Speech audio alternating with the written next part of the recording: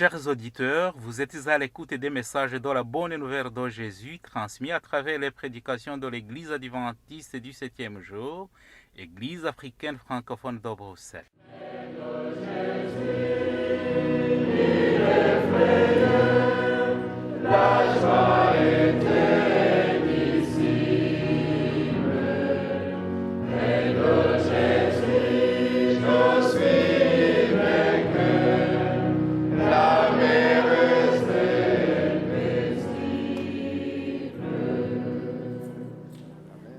C'est ainsi qu'a commencé la bonne nouvelle de Jésus-Christ, le Fils de Dieu.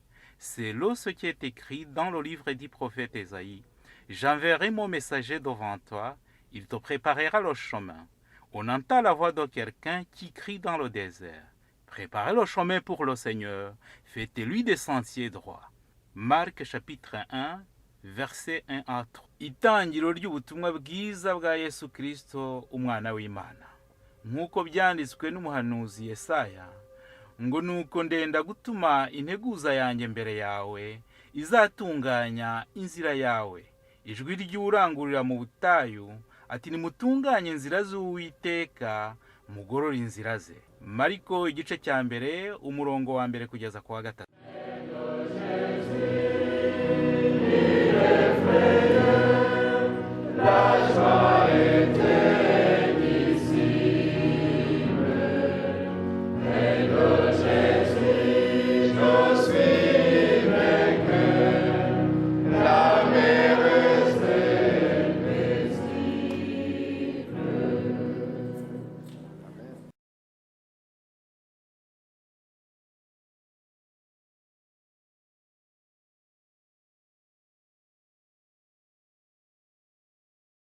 Mwuka wera muyobozi ube hafi y'abakristo badukunyobore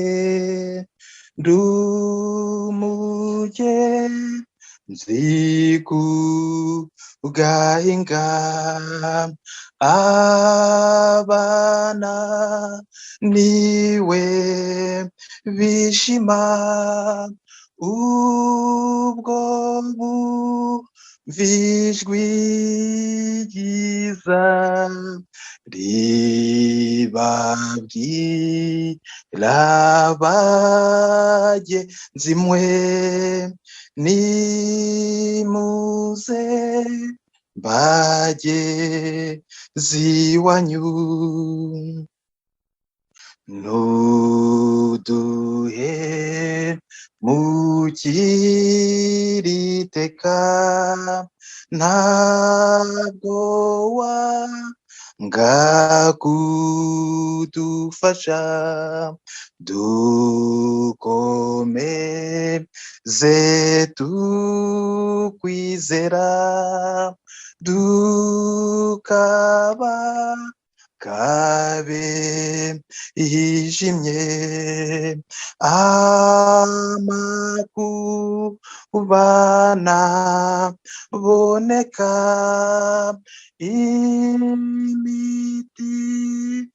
imitimani kuka ijwi riti bagenzi mwe nimuze bagezi wanyu tumaze imirimo yacu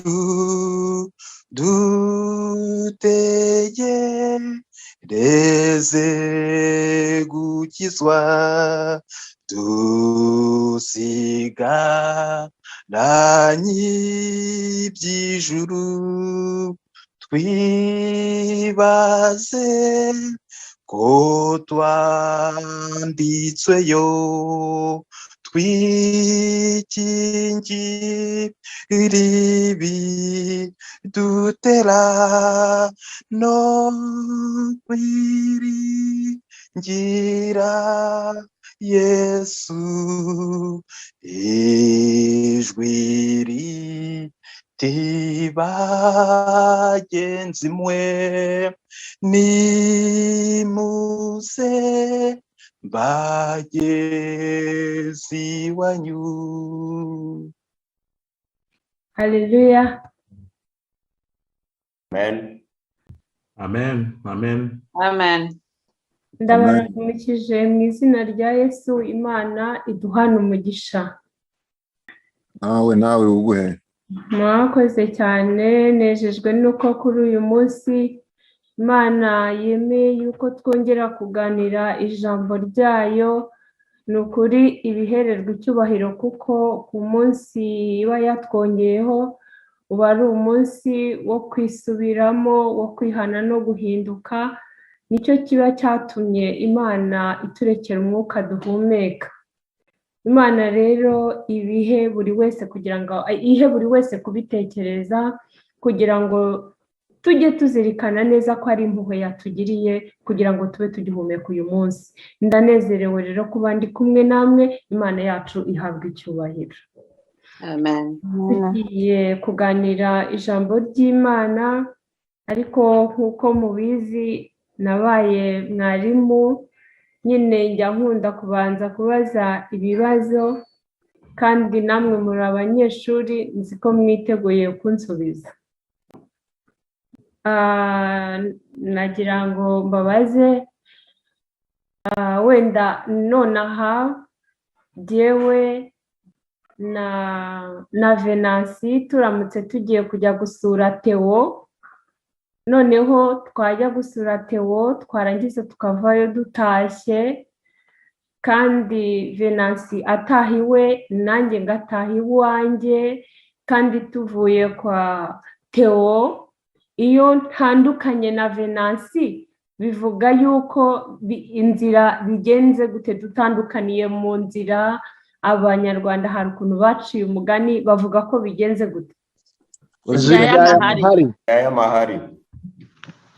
Murakoze cyane, Imana ibaha umugisha. Umutwe w'icyigisho rero tugiye kuganira uravuga ngo inzira zigiye kubyara amahari. Twasomewe isomo n'umuvandimwe Theo ryavugaga ngo nimukomeza kwifata gutyo ntimwumvire ku byago byose nabateje, nabyo bigatuma mutanyumvira, mugakomeza kunyuranya nanjye nzagira gute?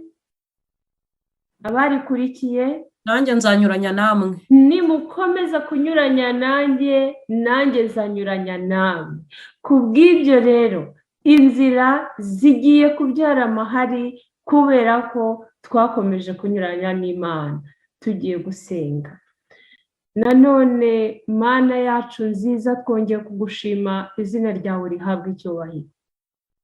Turagushimiye kuko uri Imana nyamana, ukaba uri Imana itari ikigirwamana, ukaba uri Imana ivuga bikaba, yategeka bigakomera, ukaba uko wahoze ari kuri, ukaba utajya uhinduka, ukaba uri Imana yacu nziza ivuga. Uhabwa icyubahiro. Umwanya nk'uyu rero watwongeye umunsi wo kubaho kugira ngo tuwicurizemo, tuwihaniremo. Ndagusabye ngo witegereze umugabo n'umugore, umusore n'inkumi bari aha ngaha nyaguhora ku ngoma, kugira ngo bahe guca bugufi cyane, icyubahiro kibi cyawe, kugira ngo mwuka wawe wera asange buri wese, amwereke ko tugeze mu gihe giheruka, kandi igihe buri wese agomba guhaguruka. Ariko Mana, ntabwo turabona uburyo duhaguruka, kandi aho duca inzira zimaze gufunga. Turaguhamagaye kugira ngo uducire inzira kuko uri Imana. Bana na umuntu wese, kandi amagambo tugiye kuganira nyaguhora ku ngoma uzuba ari wowe uyadufashamo, mwuka wawe aba ari wowe utubera umuyobozi kugeza ku musozo, kuko tubisabye mu izina rya Yesu Kristo. Amen. Tugiye rero kuganira nk'uko nari mbabwira ku kibazo, ku mutwe w'icyigisho uvuga ngo inzira zigiye kubyara amahari. Twagiye tureba ibihe tugezemo, tugenda tubiganiraho cyane. noneho twitegereza mu byanditswe uko havuga hatubwira ukuntu Daniyeli yifuje kureba iby'uyu munsi mu gice cya 12, ariko iby'uwo munsi yarabirebye araremba agira ubwoba, biramurembye bimutera ubwoba. Imana iramubwira iti Daniyeli isinzirire mugaragu ukundwa kuko n'ibyaba igihe kizaza. Yohana yeretswe iby'umunsi wacu uri imbere yacu araremba agubwa nabi amererwa nabi bimutera ubwoba. Yakwereka inyamaswa zizaduhagurukira, yakwereka ibiyoka, yakwereka ibiki, maze Yohana ararwara. None rero ibintu natwe twatangiye kubibona uko bigenda bikurikirana, ndetse uko birimo kuza bidusatira, ndetse uko bigaragara twamaze kugoterwa mu murwa, ariko abantu ntabwo barimo kubibona. Kandi ushatse wabireba, ukabirebera mu rugo rwawe, ukabirebera kuri wowe, ukabirebera ku kazi kawe, ukabirebera n'ahandi hantu hose, ukabona ko wamaze kugotwa. Ariko ntabwo abantu barimo kubibona ngo bibaze ngo mbese mu gihe bimeze gutya mbese dukwiye gukora iki. Bamwe baravuga bati turakora gutya, abandi tukoze dutya byagenda gutya, ariko ntabwo uyu munsi babasha kugisha inama nk'uko biri. Uyu munsi rero dukwiriye guhaguruka tukagira icyo dukora, tugapfukama, tugasenga, tukihana, tugasaba Imana imbaraga, tukayibwira tuti nta mbaraga dufite, nta n'ubushobozi dufite, ariko tukwikubisa imbere ntacyo twisigiye kugira ngo duhabwe imbaraga yo kurwana muri uru rugamba ruheruka. Tugiye rero kuganira tureba mu ijambo ry'Imana muri Bibiliya icyo ijambo ry'Imana ritubwira. Tugiye kuganira ku basore babiri, abana bavutse ari babiri ari impanga.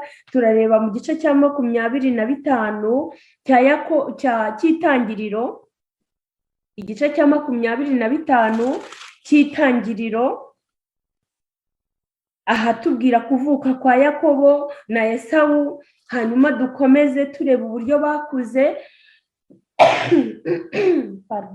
Turabivuga muri makeya, turagenda tubivuga muri makeya kuko byose n'ubundi muba mubizi.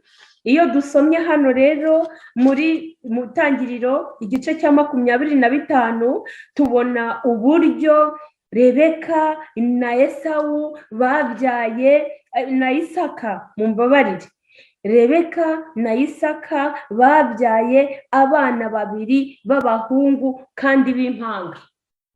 Aratubwira ngo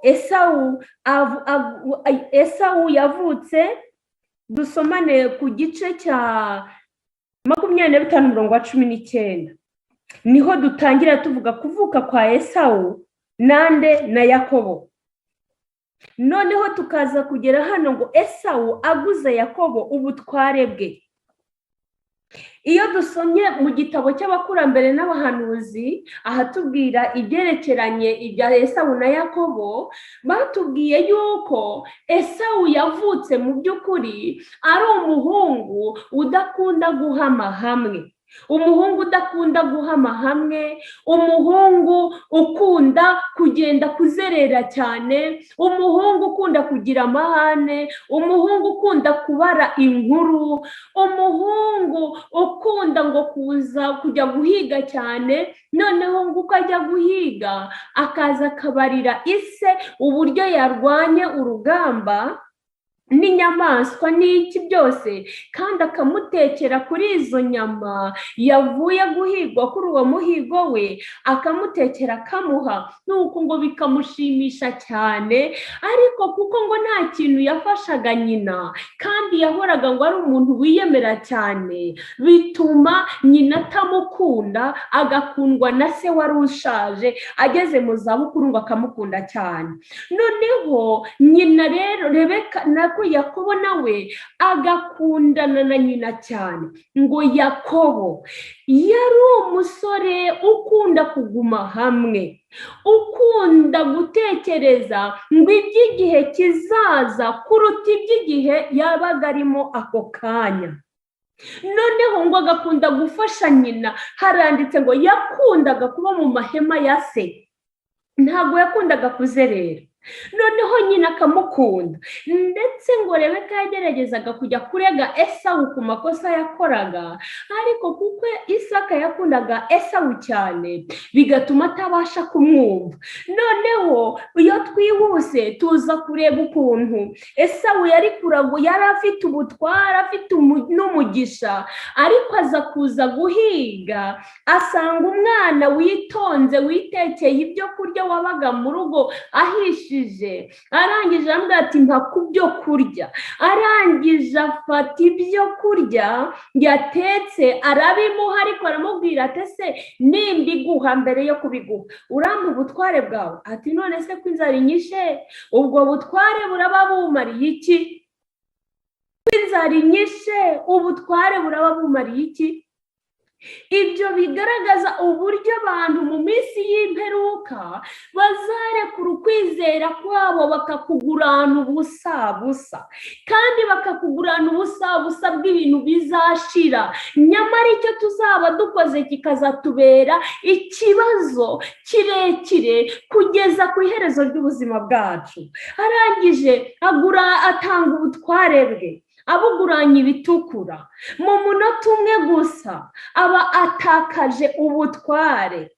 Twihuse nanone tubona yuko igihe cyageze nanone akagenda agiye guhiga. Ise yari yamuhamagaye aramubwira ati mwana wanjye genda ujye guhiga unzanire njye ku muhigo wawe hanyuma nguheshe umugisha. Rebeka yari yamwumvise ajya kubwira Yakobo, amubwira uko ari bibigenze. Yakobo aranga ati mawe sinshaka kuriganya mukuru wanjye, none data yabimenya nkagibwaho n'umuvumo nabigenza nte? Yakobo ntiyabishakaga, ntabwo yashakaga kuriganya, kandi yumvaga biri bumukoreho. Arangije nyina aramuhata, aranamubwira ati icyaha cyawe kimbeho. Mwumva ababyeyi ibintu tujya dukorera abana bacu, kandi ibyo bijya bibaho. Arangije ahita agenda aramwambika, abaga ihene nk'uko tubibona ahangaha. Tubona ukuntu yamwambitse ibikonjo. Reka tuhasome mwumve. Ni igice cya 27. noneho niho turi. Rebeka yoshya Yakobo kuriganya se.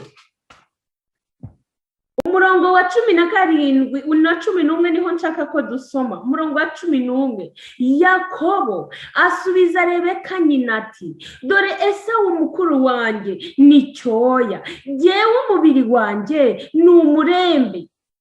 Ahari data yankorakora akamenya ko ndi umuriganya nkizanira umuvumo mu cyimbo cy'umugisha. Nyina aramubwira ati mwana wanjye umuvumo wawe aba ari jye wubaho, nyumvira gusa ugende uzinzanire. Aragenda arazizana aziha nyina. Nyina ateka inyama ziryoshye nk'izo se akunda.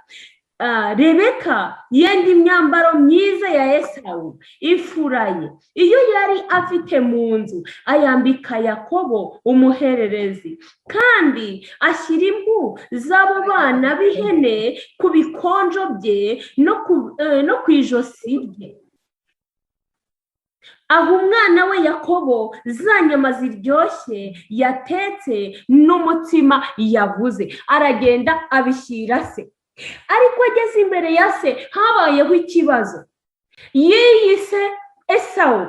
Amaze kwiyita Esawu, Isaka nubwo yari ashaje atakibona, ariko yarumvaga. Aravuga ati se ko numva ijwi atari iry'umwana wanjye, ndumva umubiri wari ariko se kwijwi atari iry'umwana wanjye. Aramubwira ati ndiwe, ati mpesha umugisha dawe. Umva, nubwo Yakobo yari yiyambitse uruhu rw'ihene akifureba ahantu hose kugira ngo ahinduke Esawu, ntabwo byamubujije kudahindura ijwi.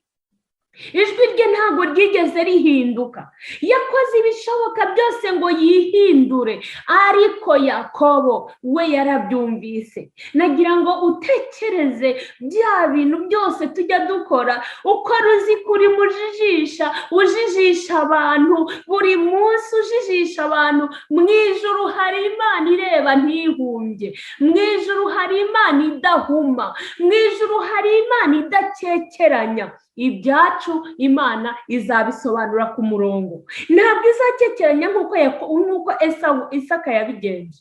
Ariko arangije amuha umugisha. Amaze kumuha umugisha amaze kumuha umugisha, arangije aragenda. Hashize akanya Esawu aba araje. Esawu araza ati dawe naje. Arateka vuba vuba ajya gushyira se umuhigo we, araza ngo amuheshe umugisha, ariko aramubwira ati byarangiye, uwo nahaye umugisha ninde? Ngo Esawu akimara kumuhamagara ngo yahinze umushyitsi, yahinze umushyitsi kuko Isaka yatinyaga Imana, yatinyaga Imana. Arangije ngo ahinda umushyitsi, aravuga ati ninde nahaye umugisha, ninde wanjijishije? Amenya ko ari Yakobo yawuhaye. Esawu araboroga, aravuga ati ndakwinginze data, mbabarira umpe n'umugisha na mukeya. Aravuga ati ntawe mfite. Amubwira ikizamubeshaho. Esawu ararakara cyane, ageze ubwo ashaka kwica murumuna we. Iyo dusomye ijambo ry'Imana hano mu gitabo cy'abakurambere n'abahanuzi ku bya Yakobo na Esawu, batwereka yuko Esawu yavuze atumva reka data apfe. Reka data apfe, data namara gupfa nta kindi nzahita nica Yakobo. Maze ngo barabimenya.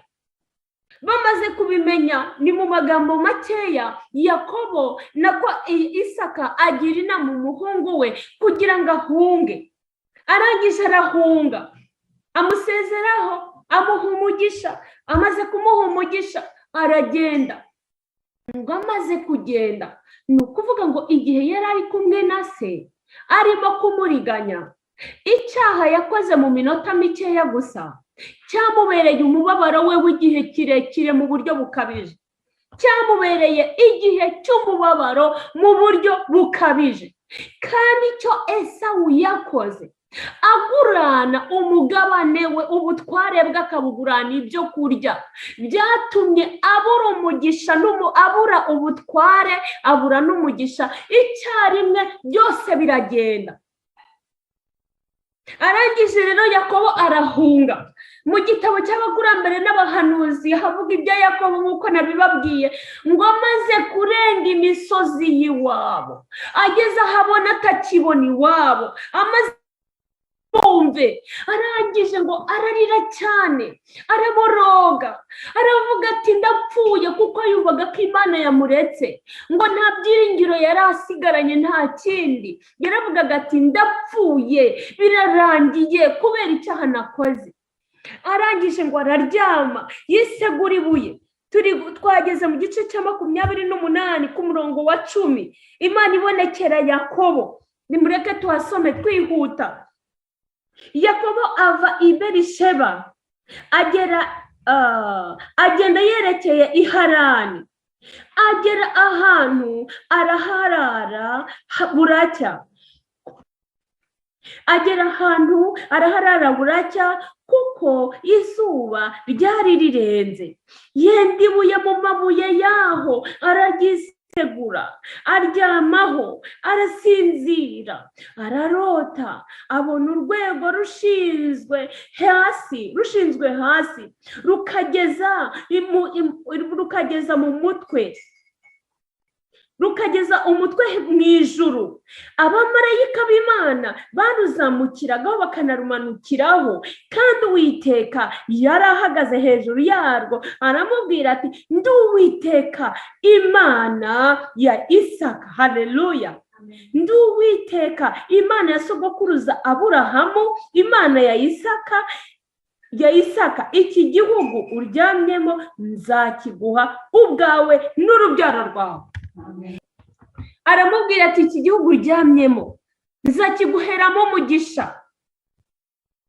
Arangije ngo arabyuka, yumva agize ihumure muri we, yumva ko noneho Imana iri kumwe nawe. Arangije arakomeza aragenda. Imana ngo niyo tugeze mu kaga gakomeye ntabwo ijya yibuka yuko ibyo ari byo byose twakoze icyaha, ariko dufite umutima wo kwihana. Yakobo yari afite umutima wo kwihana, bitandukanye na Esawu, kuko Esawu yararakaye, abana n'uburakari. Esawu aragenda, n'ubundi yari yaragiye muri uko kuzerera kwe adahama hamwe, agenda buri gihe ajya kuzerera. Yaragiye ageza ubwo ashaka abagore babiri b'Abaheti. Abaheti barabyara kandi basengaga ibigirwamana. Yakobo rero nubwo yari yakoze icyaha, ariko yagumye ku Mana, kandi mwibuke ko ise yari yamuhaye umugisha. Aragenda agera kwa nyirarume. Amaze kugera kwa nyirarume arakora. Kwa nyirarume baramwishimiye cyane, arakora ageze ubwo akora kugira ngo ahabwe umugeni Rasheli. Agize ngo yakorera Rasheli, bamushyingira Leya wari mukuru. Bamaze ubwo byari ukumuriganya bwa mbere. Arongera akora iyindi myaka 7 kugira ngo yongere akorere Rasheli, kandi urumva Rasheli yamukorera imyaka 14, bamuhaye uwo adashaka. Aremera, aramwakira, mubyumve namwe. Nuko arangije akomeza kuriganywa no mu matungo no mu biki, ngo nyuma y'imyaka 20, nyuma y'imyaka 20 Yakobo yiyemeza gusubira iwabo.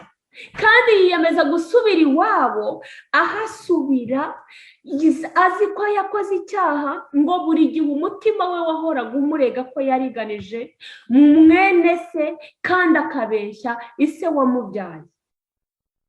Arangije afata abagore be n'abana be n'inshoreke ze n'abana babo, n'abana be barangije ngo baza kwa se. Ngo maze ageze aho atangiye kurabuka imisozi y'iwabo, ahita ngo agira ubwoba cyane. Aravuga ati aha hantu ngeze Esawu abasha kuhansanga akanyica nta kintu. Ikintu cyakurikiyeho ngo yaravuze ati rero nkwiye kugira icyo nkora. Arangije afata amatungo yo mu byo yari afite byose. Arangije amatungo ayaha abagaragu, bayashyira Esawu, ndetse ngo amuhanurwe, ngaho mugende mumumbwirire ko ndi murumuna we Yakobo, ko ndi hano. Barangije barayajyana. Bamaze kuyajyana ngo baragaruka nta butumwa Esawu abahaye. Bamaze kuhagera bamubwiye ko nta butumwa abahaye, Yakobo ariheba. Yakobo aca bugufi. Yakobo arasenga. Yakobo aravuga ati bindangiriyeho. Dusomye hano mu ijambo ry'Imana uko ibyanditswe bitubwira ko Yakobo yarize cyane. Noneho ngo afata abagore be n'abana be. Reka tubisome hano mu gice cya 32 guhera ku murongo wa 23. Mwumve, turagenda dusomamo amagambo make. Abyuka muri iryo joro ajyana n'abagore be bombi n'inshoreke ze. Aha twari twahavuze umurongo wa 25. Reka nsubire hejuru. Ngo abyuka muri iryo joro ajyana n'abagore be bombi n'inshoreke ze zombi n'abana be uko ari 11, yambuka icyambu cya Yaboki. Arabajyana, abambutsa uwo mugezi, yambutsa n'ibyo yari afite byose. Yambukije abagore be, yambutsa abana be, yambutsa n'inshoreke ze byose, ngo n'ibyo yari afite byose. Arangije asigarana n'abangahe abo turi kujyana muri Bibiliya, abo turi kujyana asigara wenyine. arangije Yakobo asigara wenyine. Haza umugabo aramukiranya. Muri icyo gihe yarimo asenga mu kababaro kenshi, ngo nta kindi kintu yabonaga hafi aho ngaho, ngo hari ahantu hari amabandi, hari ibisimba, hari ibintu bidafite mbese byinshi, ahantu habi cyane mu misozi mibi. Kandi ngo agagira agahinda ko abantu bari kumwe batigeze bamenyera urugamba, bagiye gupfa bazira ubusa, bazira icyaha batagize gute, batakoze. Yakobo agira agahinda kenshi cyane, arangije yihererana n'Imana, arangije arasenga, arayisenga cyane, arayitakira ku bw'icyaha cye cyahoraga kimurega. Maze arangije ngo haza ngo ukuboko kuraza.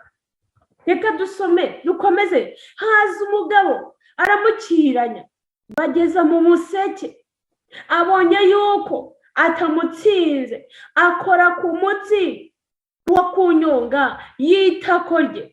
Umutsi wo kunyonga y'itako rya Yakobo ugira ute?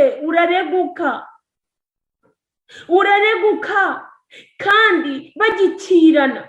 Uwo mugabo aramubwira ati ndekura kuko umuseke utambitse. Aramusubiza ati sinkurekura, utampaye umugisha. Yari yamenye uwo bakirana, kuko iyo atamenye uwo bakirana ntabwo yari kumubwira ngo ntamurekura atamuhaye iki, ntamurekura atamuhaye umugisha. Hano rero harakomeza avuga ngo aramusubiza ati witwa nde? Aramubwira ati ndi Yakobo. Aramubwira ati ntukitwa Yakobo ukundi, haleluya, ahubwo uzitwa Isiraheli, kuko wakiranye Imana n'abamarayika ukanesha. Yakobo aramubwira ati ndakwinginze mbwira izina ryawe. Aramusubiza ati niki gituma umbaza izina ryanjye? Amuheraho umugisha. Yakobo yita aho hantu Penuweli, ndebesheje Imana amaso sinapfa, haleluya. Yarebesheje Imana amaso ntiyagira gute, ntiyapfa. Icyo gihe Yakobo yarananiwe, yararembye, ariko arangije akirana na marayika araruhuka. Mwumve hano uko batubwiye, Yakobo yafashe ibintu byose arabijyana, asigara wenyine. Icya mbere yari yakoze, yari yagerageje kwirwanirira, yumva ko ubutunzi bwe afite ko ari bwinshi cyane, ashobora kubukorakoranya, noneho yarangiza akabushyira Esawu, noneho Esawu akamubabarira. Maze ngo arangije afate abona atababariwe, kuko yari yaragerageje kwirwanirira nk'uko natwe twirwanirira muri byose. Ariko iyo tumaze kubona ko imbaraga zishize, twikuraho ibyo twari dufite byose, twarangiza tugasigara twenyine. Ijambo ry'Imana riratubwira ngo uru rugamba ruheruka rugomba kurwanwa n'umuntu ku giti cye, akarurwana ari wenyine, agafata ibyemezo ari wenyine. Ntabwo muzafata ibyemezo muri babiri ngo byemere. Niba tutihanye ngo tugendere mu nzira imwe, inzira zigiye kubyara iki? Amahari. Inzira zigiye kubyara amahari. Yafashe ibintu byose abyikuraho. Ngo muri icyo gihe rero asenga, mwumve, yaraje amuca intege. Imana yonyine ibona yuko turimo kwirwanirira, igomba kubanza ikaduca intege. Igitabo cy'abakurambere n'abahanuzi haravuga ngo Yakobo wagaragaraga nk'umugabo wari ufite imbaraga ugereranije n'abantu bariho muri icyo gihe. Yashatse kurwana, arirwanirira, akora ibishoboka byose. Ibaze nawe kugira ngo arwane na marayika burinde bucya akirwana. arangije muri iryo joro araye arwana, arangije ngo marayika abona ko umuntu ibintu byakomeye amuca intege. Bizaba ngombwa ko Uwiteka dukoraho kugira ngo tubashe kumenya icyo dushakaho. Ngo muri iryo joro asenga, maze marayika w'Uwiteka agenderera Esawu aho yari ari. Maze Esawu ngo atekereza ukuntu murumuna we yamutumyeho, atekereza ukuntu yaje kandi akazaza agasanga nyina wamukundaga urukundo rurenze yarapfuye. Atekereza byinshi cyane kuri Yakobo, ngo arangije aje kumusanganira. Haleluya, aje kumusanganira. Ijambo ry'Imana tubwira ngo nidupfukama tugasenga tubikuye ku mutima, ngo abanzi bacu bazaza badusanga, ngo tuzajya kubasaba imbabazi dusange bamaze kutubabarira. Haleluya. Bavandimwe, dukwiye kugira ngo tubitekerezeho igihe cyose dusenze amasengesho asenga mu mwete, ariko ntabwo turimo kubona igihe duhagazemo. Ijambo ry'Imana, umwuka w'ubuhanuzi watweretse yuko tugeze mu gihe cy'uriya mubabaro wa Yakobo kiri hafi kudusatira. Igihe cy'umubabaro wa Yakobo kiri hafi kudusatira. Mbese icyo gihe kizaturuka hehe? Ijambo ry'Imana ryerekana yuko ubuprotestanti n'ubugaturika bigomba kwivanga, bikivanga na leta, maze izo mbaraga zigafataniriza hamwe kugira ngo zize zirwanya abana b'Imana bakomeza amategeko y'Imana, harimo n'isabato itavuyemo. Ariko uyu munsi urahagaze ukavuga uti nanjye ndi muri abo. Umva ibyanditswe uko bivuga. Reka dusome igihamya kimwe hano. Amagambo aboneka mu bihamya by'itorero, témoignage pour l'église, umuzingo wa 2, page 117. Haravuga ngo ubu ngubu itorero hamwe na leta biritegura urugamba ruheruka, kimwe nuko abagatulika n'abaprotestanti barimo kugerageza gushyira imbere ikibazo cya dimanche mu buryo bufifitse. Mbese ibyo bintu murabibona? Nimusubize, murabibona ko biri gutegurwa mu buryo bufifitse? Yego. Mu buryo bufifitse niko birimo gutegurwa. Reka nongere mbisomere ahandi mwumve. Ivugurura mu rwego rw'igihugu rishinzwe gushyiraho amategeko y'idini mu gihe cyagenwe rizarangwa n'umwuka wo kutihangana no gutoteza byagaragaye mu binyejana byashize.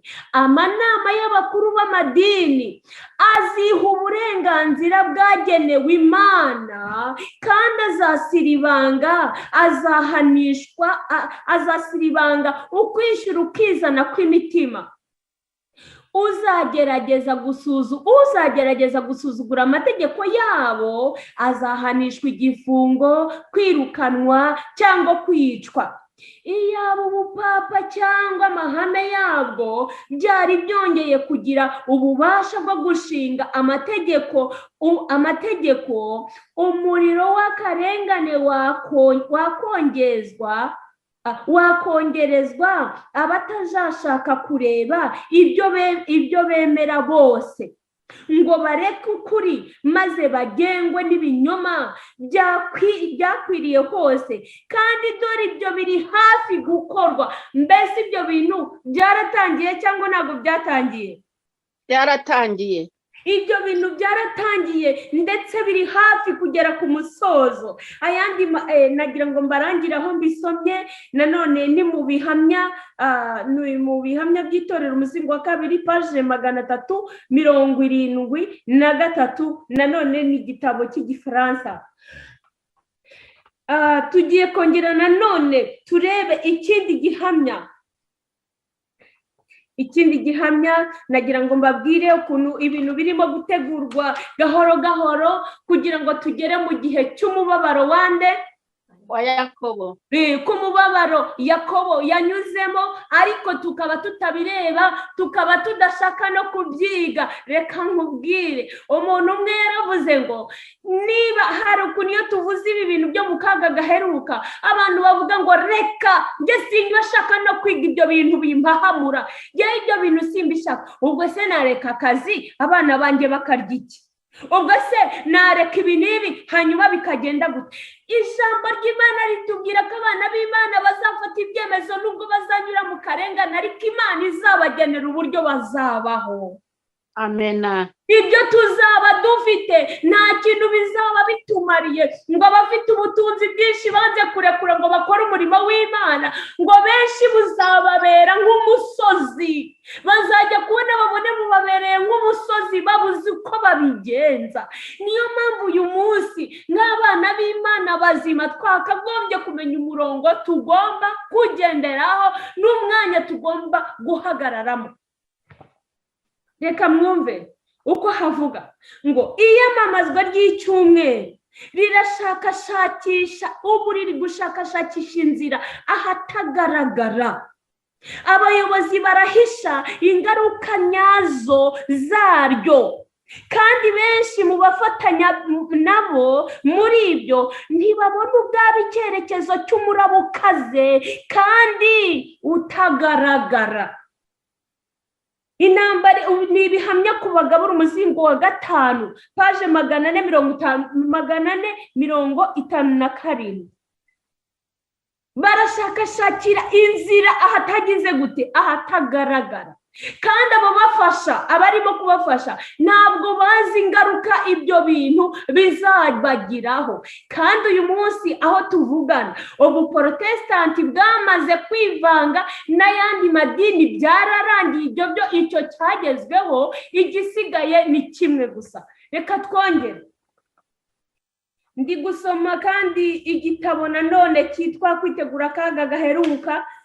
Reka njye mbabwira amapaje yayo ahari niyo cyo cyaborohera kuboneka, ndumva ari byo byiza. Paje 170 n'171. Mwumve aya magambo, mwihangane yasome. Aravuga ngo igihe igihugu cyacu, uyu ni umuja w'Imana wavugaga iby'igihugu cya Leta Zunze Ubumwe za Amerika, ngo igihe igihugu cyacu kizareka buri hame ryose ry'itegeko nshinga ryacyo rishingiye ku buyobozi bwa giprotesitanti hamwe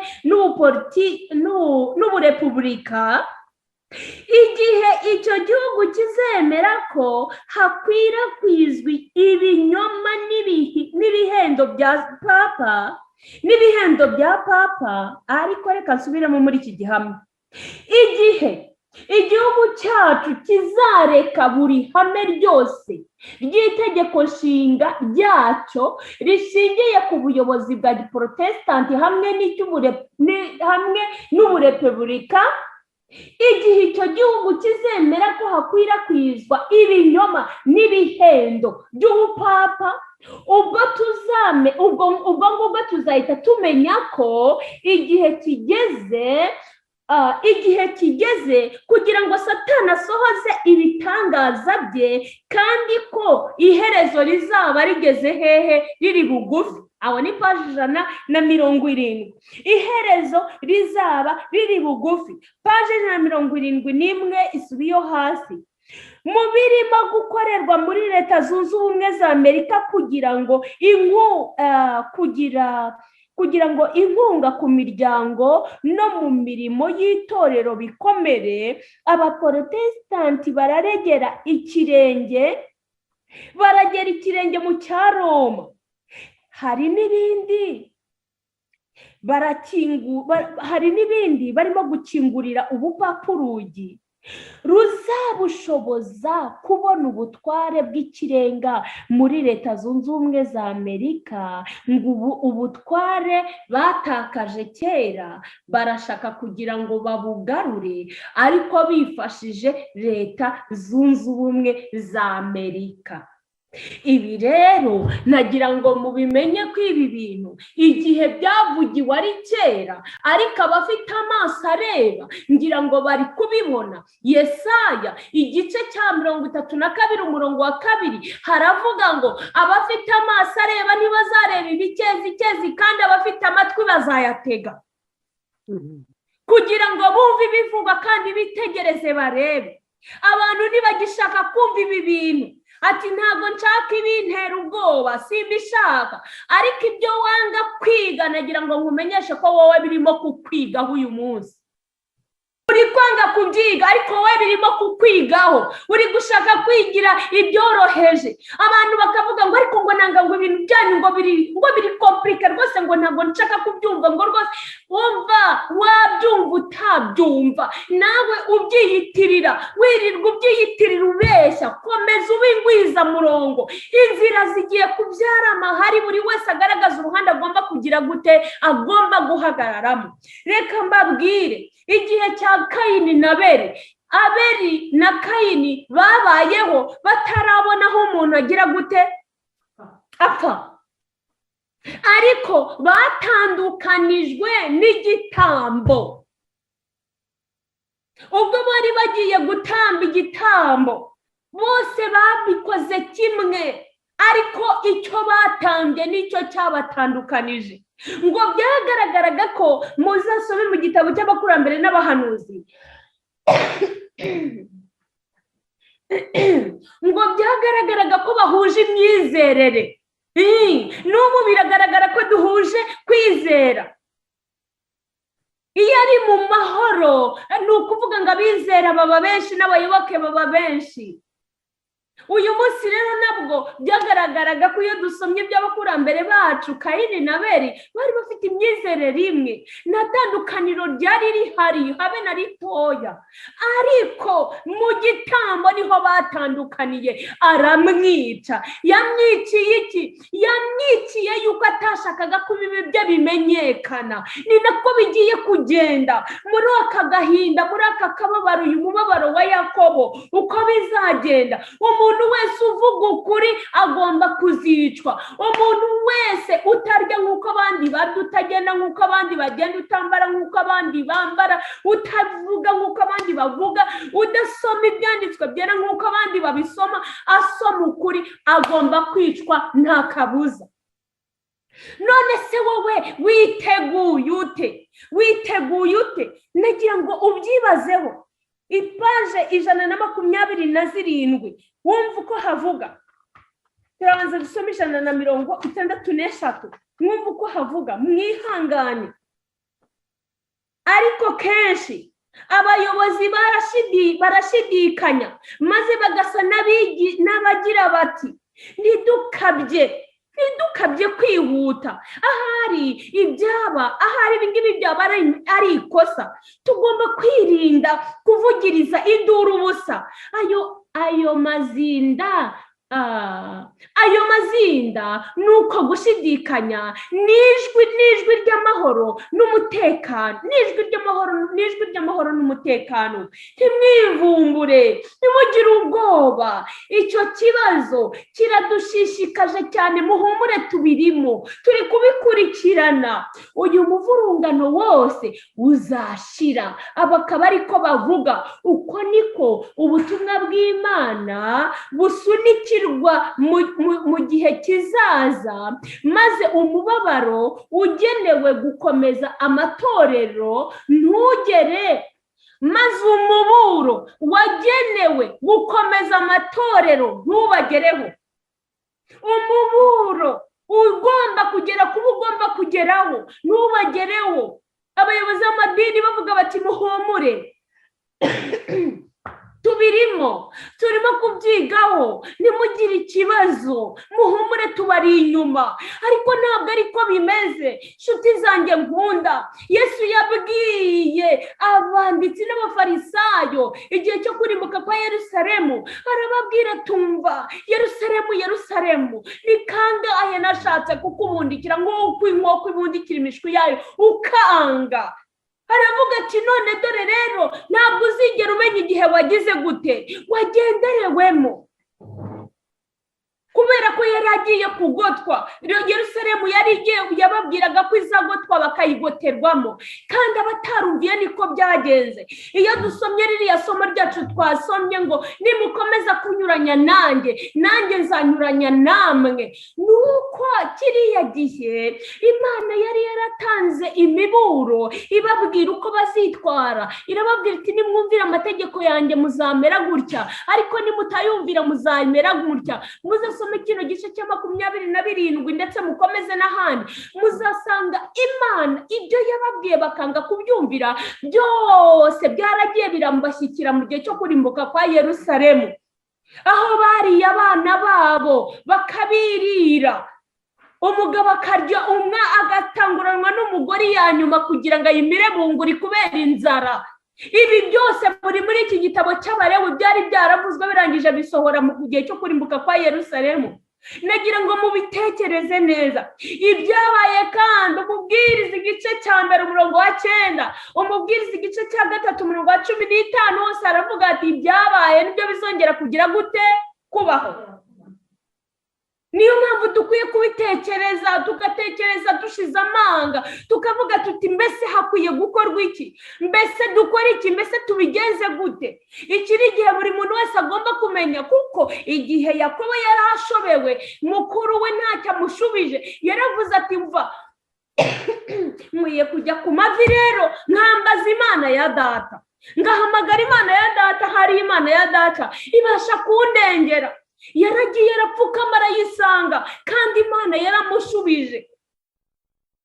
Rero iyo dukomeje gusoma ahangaha ku ipaje y'127 nari ngiye kubasomera, reka babasomere paje y'127.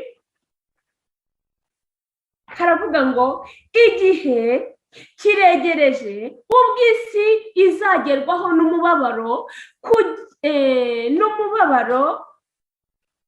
kugira ikintu ngo igihe kirageze ubwo isi izagerwaho n'umubabaro he kugira ikintu icyo ari cyo cyose kiwumara. Igihe kirageze ubwo isi igiye kuzagirwaho n'umubabaro he kugira ikintu icyo ari cyo cyose kimara uwo mubabaro. None se wowe wicaye ukora iki? Ijambo ry'Imana riravuga riti umuntu agomba kuzimenya we ku giti cye, nta wundi muntu. Hano haravuga ngo ndi mu gitabo cy'ibyaduka byo mu minsi y'imperuka, paje 255, ku ngingo ya 926 haravuga hati igihe cy'amakuba n'umubabaro kiri imbere yacu, kizasaba kwizera gushobora kwihanganira umunaniro, kwihanganira gutinda kw'igihe, kwihanganira inzara, kwizera kutazacogora nubwo kwaba kwageragejwe cyane.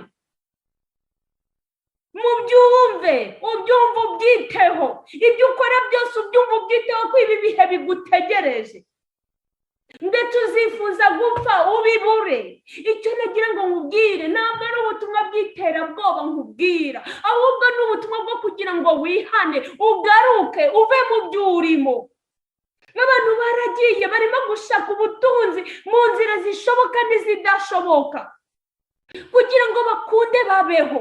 Namwe muri kubibona, abantu bari mu muhanda, bari mu busambanyi, baricuruza kugira ngo bashake imibereho irenze, ariko bakavuga bati ngomba kujya gucuruza umubiri wanjye, bakajya mu busambanyi. abandi nabo bari aho bari mu bujura, bari mu bugome.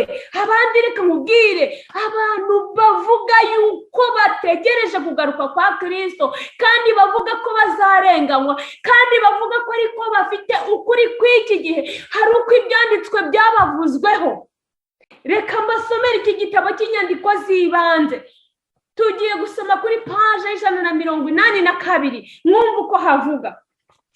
Uyu munsi mwihangane ko nakoresheje igitabo kirenze kimwe, nuko ariko Imana yemeye ko tubiganiraho ngo tumenye yuko inzira zigiye kubyara amahari, buri muntu wese akajya ukwe. Ngo igihe cy'akaga katigeze kabaho kigiye kutugeraho bidatinze, kandi tuzakenera inararibonye tudafite ubu ngubu. Iyo benshi badashobora kubona bitewe n'ubunenganenzi bwabo, kenshi bibaho ko umubabaro ukomera cyane iyo uvuzwe mu magambo. Mwumve ngo bibaho cyane, ngo hari ubwo ngo kenshi ngo bibaho ko umubabaro ukomera cyane iyo uvuzwe mu magambo kuruta ukuri, ariko akaga kari imbere yacu kose uko kameze. N'imvugo isobanutse cyane ntishobora kugaragaza gukomera kwigeragezwa. Ntabwo bishobora kugaragara uburyo umubabaro tuzageramo uzaba ugize gute, uzaba umeze. Kandi hano haravuga ngo birasaba kwizera, kwihanganira inzara, kwihanganira gutinda kw'igihe, kwihanganira ibintu byose, kwihanganira umunaniro. Ngira ngo ibyo mwabyumvise. Ariko noneho uretse no kwihanganira ibi ngibi, turimo gushaka ibirenze bizaduhindukira imisozi kurushaho. Gushaka ubutunzi ntabwo ari bibi. N'ibyanditswe dufite biravuga ngo tugomba gukora mu isi nk'abazayigumamo, kandi tugakora ariko nk'abazayivamo. Ntabwo tugomba gukora ngo tuvuge ngo tuba ariyo tugumishaho igihe cyose. Dufite amasaha 24 y'umunsi, dufite 8 y'akazi, dufite wenda n'ayandi 8 yo gukora ibyacu. Ngira ayandi 8 ahantu hajya. Uyu ni umukoro wawe. Iki gihe rero reka mbabwire amagambo naringiye kubasomera mu nyandiko z'ibanze kuri paje 120 ya 183. Mwumve amagambo ahavugwa. Muri hangana nyasome ahera kuri paje 182 nkambuka gato. Mwumve tugendane. Abafite icyo gitabo, agatabo gatukura paje 182 n'183, haragira hati: nabonye inteko nini y'abantu bavuga ko bitirirwa Kristo, nyamara ntiyari bishimiye. Satani yasaga n'uwafashe imico yo kubaha Imana, kandi yashakaga cyane ko abantu bibwira ko ari abakristo. Yarashishikajwe kandi nuko bakwizera Yesu, bakizera ibyo kubambwa kwe no kuzuka kwe. Ibi byose Satani n'abadayimoni be nabo barabyizera ndetse bagahinda umushyitsi. Ariko niba uko kwizera kutabyara imirimo myiza kandi ngo gutere abagufite kwigana imibereho ya Kristo irangwa no kwiyanga, ibyo ntacyo bihungabanyaho Satani, kuko ari abakristo ku izina gusa, mu gihe imitima yabo ikiri ya kamere. Kandi Satani ashobora kubakoresha neza mu murimo we kuruta uko baba batarigeze bitwa abakristo. Ibyiza nuko bagenda bakajya gukorera nde? Sebuja Satani. Hano niko bivuga ngo Satani yishimira kugira gute? Yishimira kugira gute? Turi kumwe? Yishimira kubakoresha. Yego, yishimira kubakoresha mu murimo we kuruta uko bavuga yuko bakorera Imana. Harakomeza havuga ngo batwikiriza kutabonera kwabo izina ry'ubukristo, bakagendana kamere zabo zitahindutse, kandi kwifuza kwabo kubi ntikwigeze gucecekeshwa. Kwifuza kwabo kubi ntikwigeze gucecekeshwa. Bavandimwe, nagira ngo mbabwire uyu munsi, umuntu ufite ibintu byose yifuza bidahwanye n'iby'Imana ishaka, abwira Imana yuko yihannye, abisabira Imana imbabazi.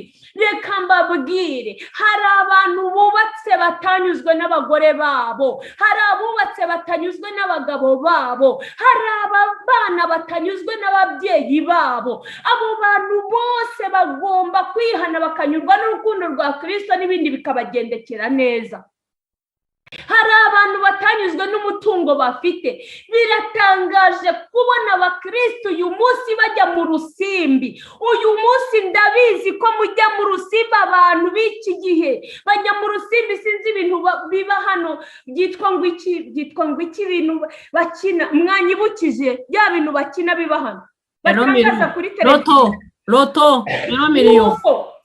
Abantu tukajya muri loto dushaka ubutunzi. Ubwo waburiye ahandi koko uzabubonera mu rusimbi uri umuntu w'Imana. Jya ku mavi nk'uko Yakobo yabigenje. Ibyo bintu mubireke. Ngaho mbwira nawe, ubu se koko ubutunzi umuntu atabonye ashakishije amaboko ye cyangwa ubwenge bwe cyangwa ukundi kuntu azajya kububona agiye kubinyurira mu busambanyi? Reba ibyo ukora, reba amagambo uvuga, reba igihuta urimo unegura bagenzi banyu, urimo ubavuga. Hari abantu bafite indimi ziteye ubwoba zotsa. Bazasome igitabo cy'inama zigirwa itorero umugabane wa 2 ahavuga ingaruka zo kunegurana. Mwumva ukuntu abafite ururimi birirwa bavuga bagenzi babo, birirwa banegurana impande zose, uko bizabagendekera.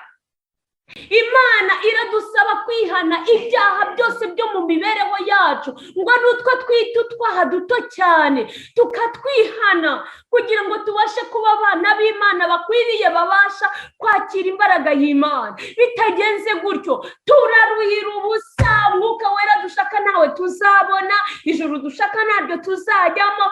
Bazaturenganya tuzira ubusa, muzira ko gusa mumeze nka Petero cya gihe ari ku mashyiga. Baravuze bati, kandi uyu mugabo nawe yari atirika, ntabwo jyewe nigeze negerana n'uriya muntu, simuzi.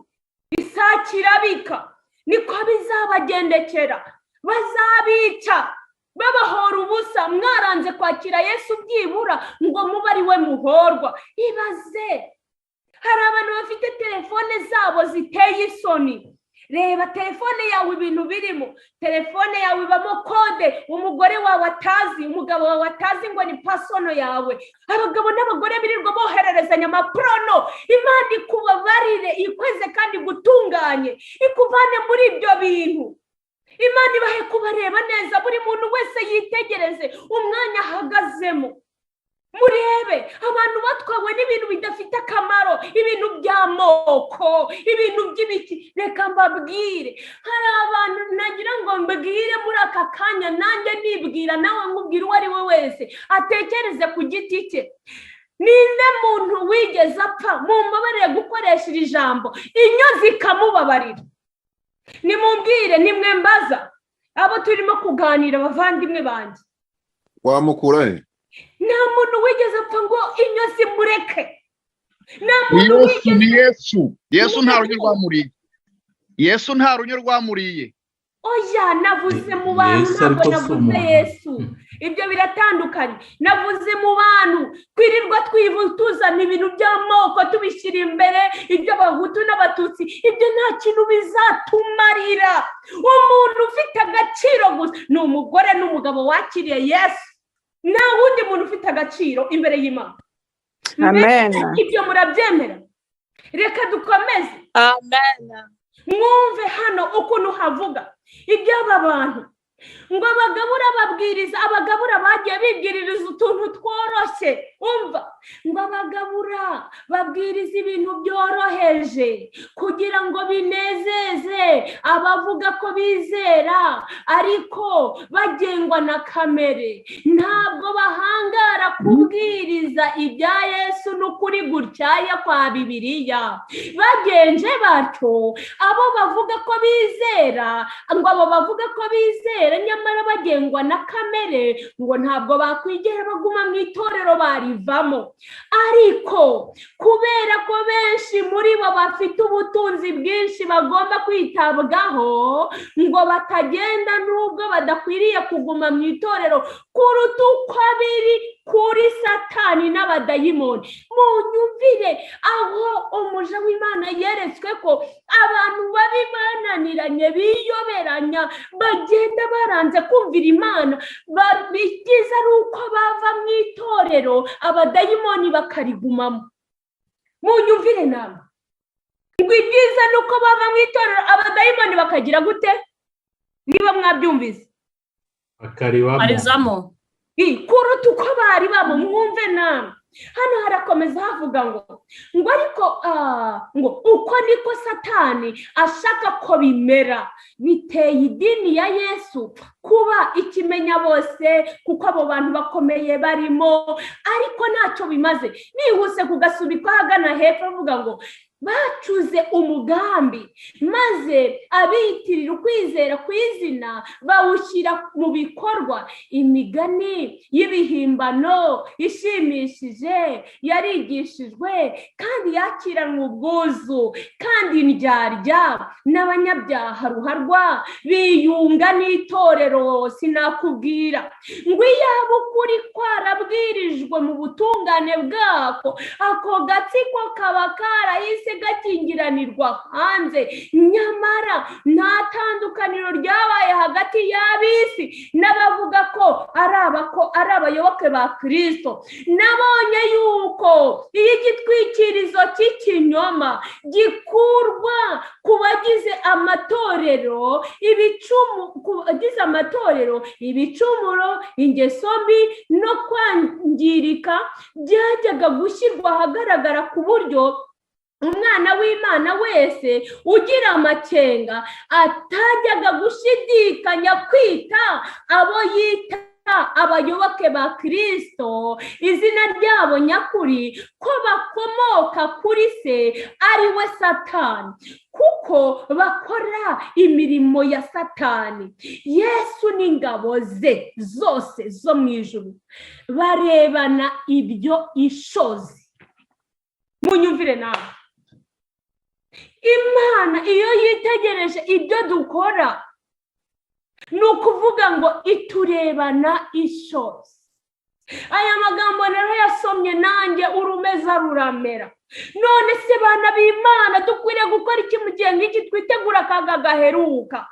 Ikintu dukwiye gukora ni uko dukwiye gupfukama kwa kundi kwa Daniyeli yabigenje. Daniyeli igice cya 9 agapfukama agasenga akihana ibyaha bye, akihana n'ibyaha by'abasekuruza n'ababyeyi be n'umuryango bose, akihana ibyaha bya bene wabo. Amaze kubyihana ijuru ryaramugendereye. Haleluya!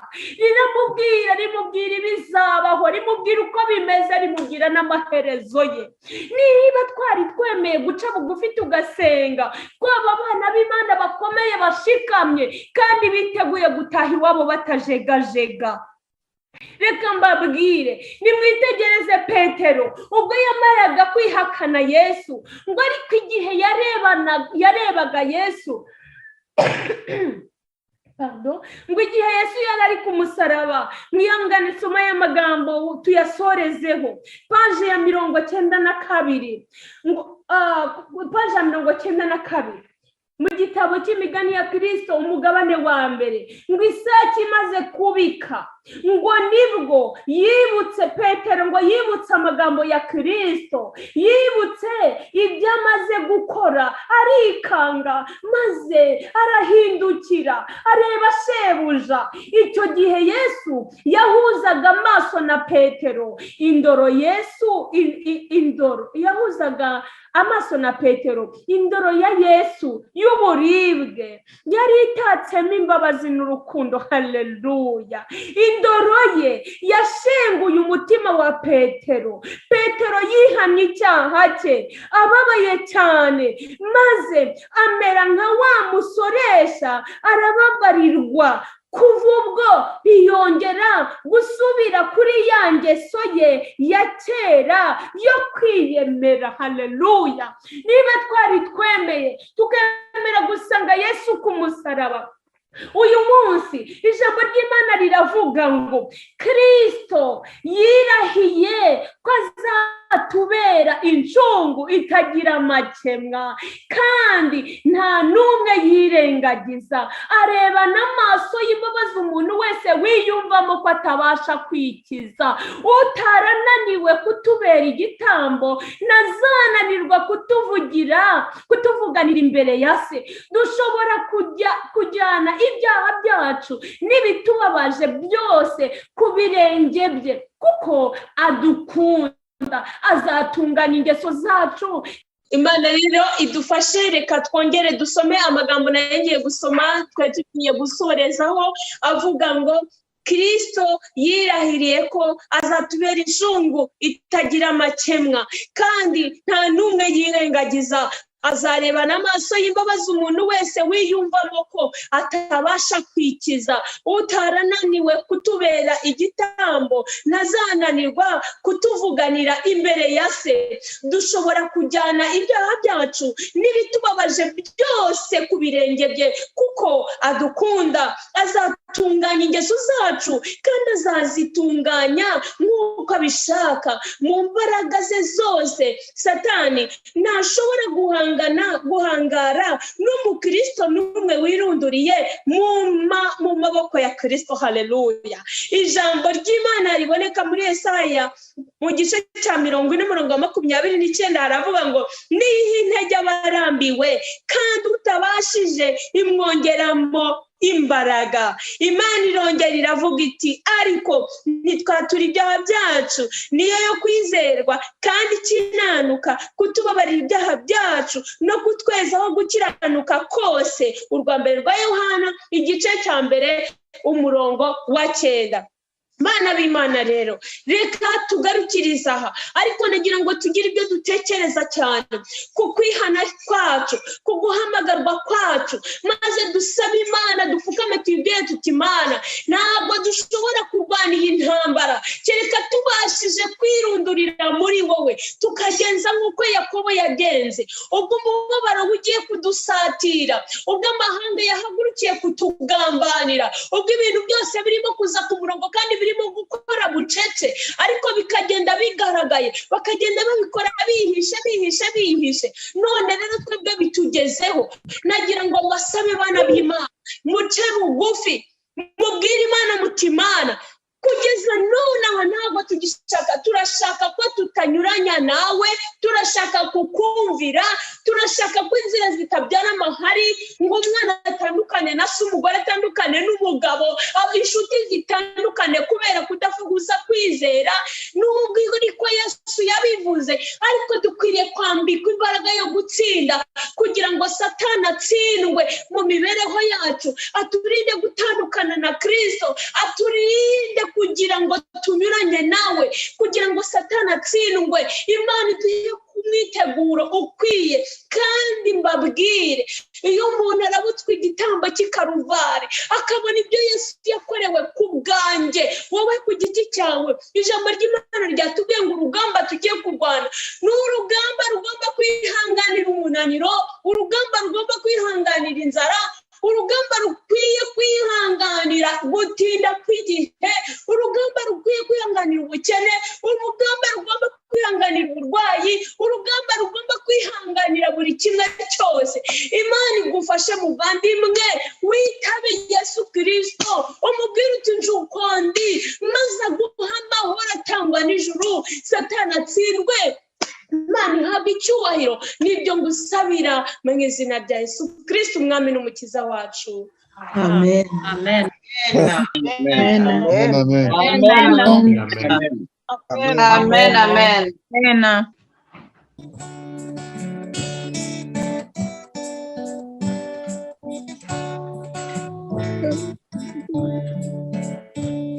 umutima wanjye urasingiza Imana mu ndirimbo y'umunezero, nifitiye amahoro ava mu ijuru yuzuye mu mutima wanjye. Amahoro masa aturuka ku Mana gusa, nyamuneka tunganya ubugingo bwanjye n'urukundo rutarondorwa.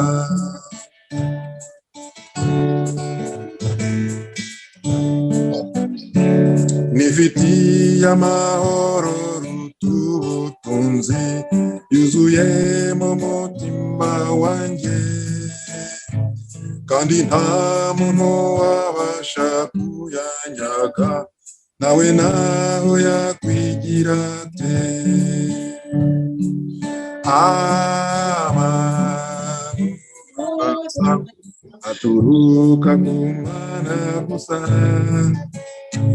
nyabuneka tunganya ubugingo bwanjye n'urukundo rutarondorwa.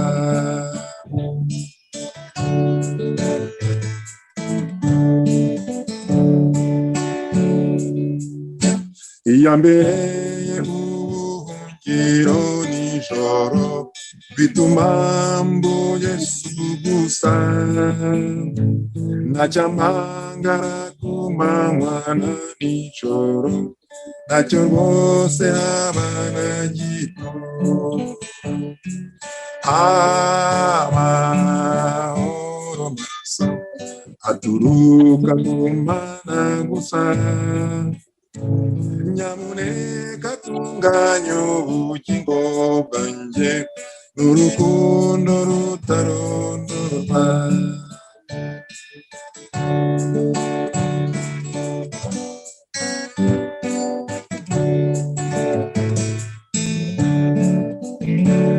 Reka mvuge ibya wa mudugudu mwiza, ubu nzabona nkanezerwa, mu ndirimbo abera bazaririmbira, mwe muri iyi ni mwe wumva ngo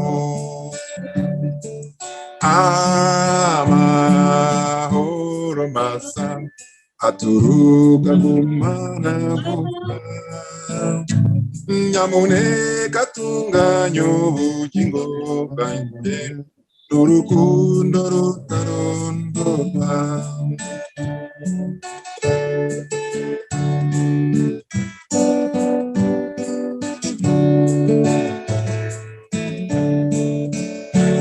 Nubwo nanyuraga mu makuba y'isi, nkabura umuntu mpumuriza,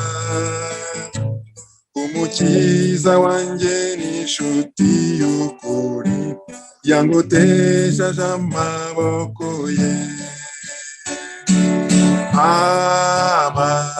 Amahoro masa aturuka ku Mana gusa, nyamuneka tunganya ubugingo bwanjye n'urukundo rutarondorwa. Amahoro masa aturuka ku Mana gusa, nyamuneka tunganya ubugingo bwanjye n'urukundo rutarondorwa. Mana yacu kandi Mana ikomeye, twongeye kugushima, izina ryawe rihabwa icyubahiro. Reka tugushimire ineza yawe n'ubuntu bwawe n'urukundo rwawe byabanye natwe mu myaka y'ubuzima bwacu bwose, tukaba tugejeje kuri uyu munsi uhabwa icyubahiro. Turagusabye tukwinginga ngo utugirire imbabazi kugira ngo kurama kwacu kwe kuba impfabusa. Mana turagusabye ngo tubabarire muri iki gihe twegera mu giteye ubwoba, uduha imbaraga idasanzwe, kandi hagize uwagira uwasinzira uzamuhe gusinzirira muri wowe. Turakwinginze, turagusabye tukwinginga kugira ngo utegure imitima y'abasore n'inkumi, abagabo n'abagore bitegutanike Mana wemeye ko tuganira n'inshuti zabo n'abandi baje. Ndagusabye ngo bavandimwe bose babumbire muri wowe. Haleluya, kugira ngo icyubahiro kibe cyawe. Ngaho rero ukomeze ubane natwe, uduhe kugira umwiteguro muzima, uduhe gupfukama tugusenge, uduhe komatana nawe kugira ngo Satani atsindwe mu mibereho yacu. Fasha umuyobozi w'iyi gahunda wese, ufashe uwakurikiye uwo ari we wese. Nyagora ku ngoma ndakwinginze ngo isi yose nyagora ku ngoma ibwiriza ubutumwa bwo kwihana no guhinduka, ibwiriza ubutumwa bw'iki gihe, kugira ngo abantu babashe kukwitegura bafite imbaraga ya mwuka wawe Mana. Urakoze kuko twumvise, duhe gushikama muri wowe. Reka Satani usahura umurinde kudusahura aya magambo y'uyu munsi, iryavuzwe ritari ngombwa uritubabarire, ariko irikwiye ryose riterwe mu mitima yacu, maze ubwo tuzongera guhura twese tuzahure dushima izina ryawe. Uturinde kugira ngo inzira ze kubyara amahari. Amen.